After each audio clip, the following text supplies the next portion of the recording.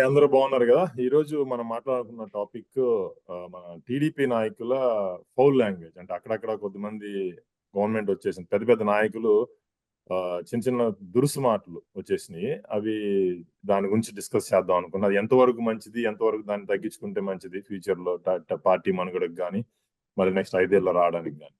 So, ఇప్పుడు చూస్తే మొన్న పేరు అయిన పాత్రుడు గారు.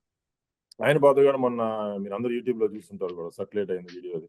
గవర్నమెంట్ అఫీషియల్స్ మీద రోడ్ ఏదో బాగాలేదనేసి మరీ అసలు ఇంకా ఆ బూతులు మనం మాట్లాడలేము. అట్లేదో మాట్లాడేసారు వాళ్ళ మీద. సో, అది ఆహ్, ఆ పాయింట్ అది నువ్వు రూమ్‌లో పిలుచుకొని పర్సనల్‌గా బూతులు మాట్లాడాల్సిన పని లేదు. అధికారులు ఏం చేస్తారు చెప్పండి? వాళ్ళేదో వైసీపీ లీడర్స్ ఏం చెప్తే అది చేసుంటారు. కానీ మనం ఇప్పుడు ఒక రెస్పెక్టబుల్ పొజిషన్ ఇచ్చేసారు. ఇప్పుడు మీరు కూడా అట్లాగా బూతులు మాట్లాడుతా ఉంటే కొడాలి నానికి మనకి తేడా ఉంటది.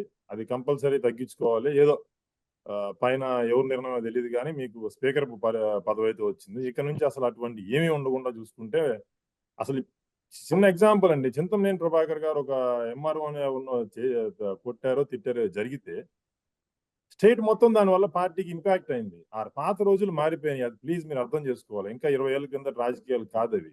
ఈడందరి చేతుల్లో ఫోన్లున్నాయి. ఏ చిన్న ఊర్లో చిన్న ఇన్సిడెంట్ జరిగినా it is going to reflect the whole party overall state wide. అది గమనించుకోవాలి మనందరం ఇప్పుడు. ఇదేందిలే నా ఎమ్మెల్యే పోతే నేనే ఓడిపోతా గదంటే కాదు. మొత్తం ఓవరాల్‌గా ఇంపాక్ట్ అవ్వబోతుంది. అది గమనించాలి అందరూ.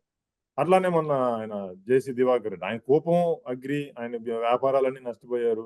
కానీ మీరొచ్చి టీవీ ముందరొచ్చి చేయడం ఎందుకు? మీకు కోపం ఉంటే ఎళ్ళిపోయి ఆయన మీద కేస్ పెట్టుకోండి. అరెస్ట్ చేసుకోండి. లేదా ఆయన ఇంటికి పోయి కొట్టుకొని ఏదో చేసుకోండి. కానీ మీరు టీవీ ముందరొచ్చి రేయ్ పొడుస్తా, బిడుస్తా అయన్నీ ఎందుకు? మీకొక ప్రజలు ఇచ్చారిప్పుడు. ఓకే. అలానే మొన్న ఆయన మంత్రి గారు ఎవరు అచ్చెన్నాయుడు.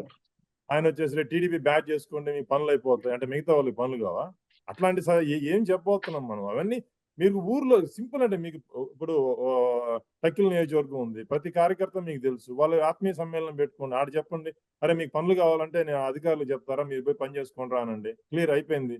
దానికి మైక్ పట్టుకొని మాట్లాడాల్సిన పనేందసలు? నీకు కావాల్సింది పని జరగడం, కార్యకర్తలకు పని చేయడం. చేసుకో హ్యాపీగా పోయి వాళ్ళు డైరెక్ట్‌గా మాట్లాడుకో. వాళ్ళు కలుస్తా ఉంటారు కదా నిన్ను.